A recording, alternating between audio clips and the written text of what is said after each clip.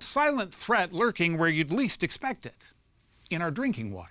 Tonight, there's an alarming new report about the water you're drinking from plastic bottles. Taps could be flowing with contaminants. The heavy metals released into the water after January's wildfires. The amount of microplastic in human brain increased by 50%. 324 different contaminants in drinking water. Do you know what's in your water? How often do you guys think about the quality of your water? Not that often. Hardly ever. Yeah, no, I be drinking water, but I try not to worry about what I put into my body too much, honestly. I probably should worry about it more, though. Now I have a question for you. How would you feel if I told you you had to eat this plastic water bottle? Would not feel good about that. Now what if I told you you had to eat 10 of these plastic water bottles? Definitely not. No, I'm good. Do you know every year through microplastic consumption, you are consuming 10 of these empty plastic water bottles? That's terrible. That is a lot of plastic in my stomach. Wow. It's a lot of plastic. Yeah. If you had a way to cheaply and safely and reliably test your water at your home, would you take advantage of that now knowing how much plastic you consume? Yeah, I'd love to remove that 10 water bottles worth of plastic from my stomach. Convenient, yes. Yeah. This is where the Water Baddies detection system comes into play. We have developed a fully portable, easily usable system that empowers everyday people, local communities, and organizations to find contaminants in their water on the spot. No labs, no delays, just answers. Clean water should never be a privilege. It should be a guarantee. We believe that when people have the right information, they can make the right decisions. Using advanced optics and carefully manufactured chemical test pads, our system rapidly detects harmful substances. Just input a sample, and within minutes you get clear, actionable results. Now, anyone can check their water quality. No lab, no long waits, just information when and where you need it.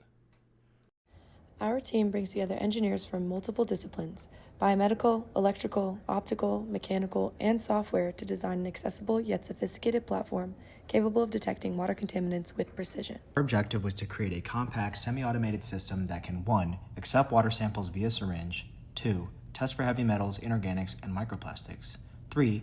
Output easy-to-read results, and 4. Be scalable for either field or lab use.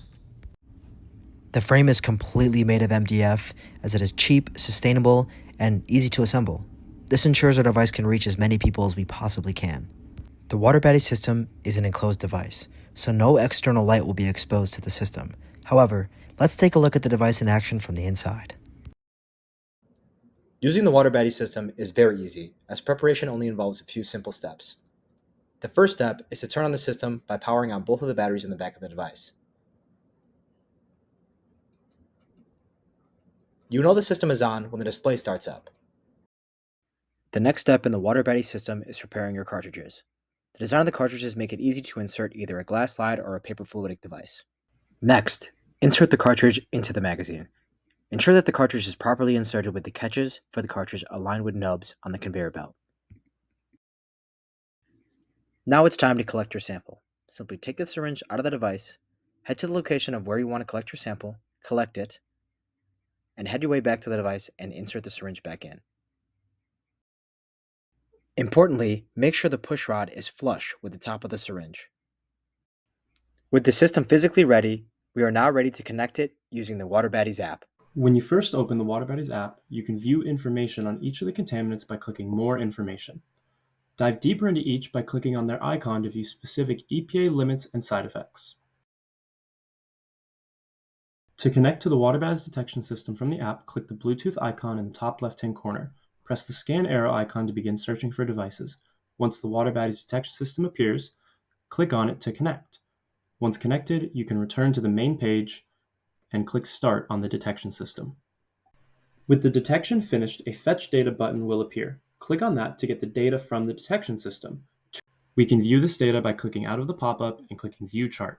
Here we can see the chart for microplastics with 1.2 parts per million, which is above the EPA allowed value. To view the data in the future, we can select the History icon on the toolbar. We can then click on a trial to see its associated information breakdown. This trial was only for microplastics, so there are no other values for the other contaminants. We can then click Generate PDF, which will download a table showing our values from the detection system and indications of the drinkability of the water.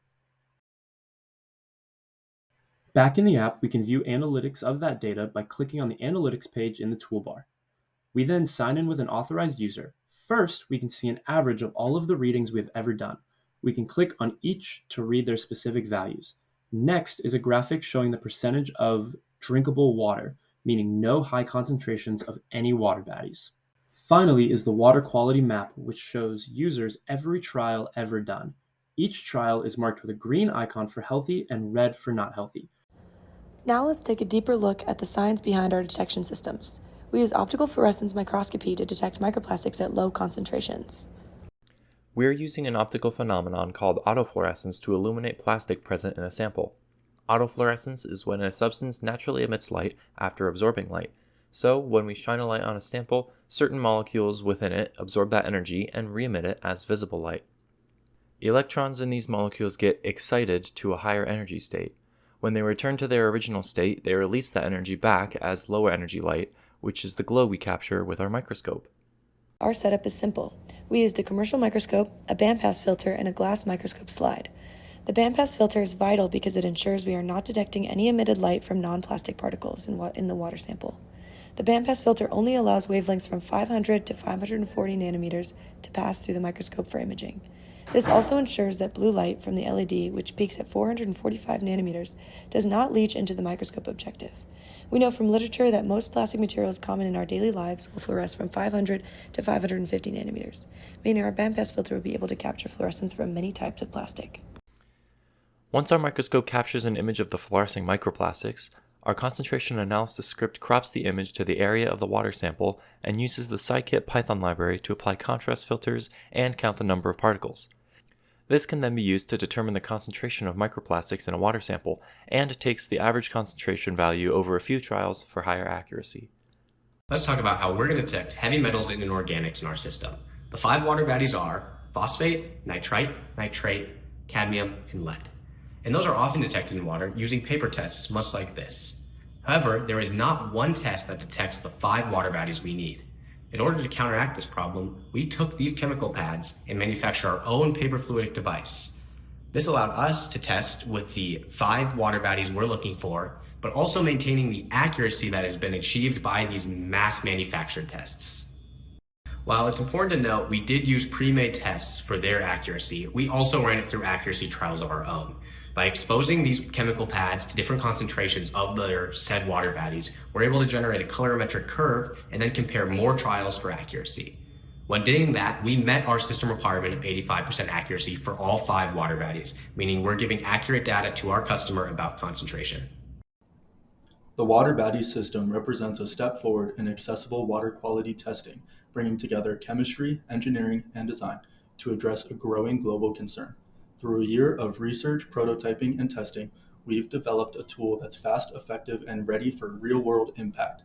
Thank you for joining us on this journey. We're proud to share the Water Baddies system with you.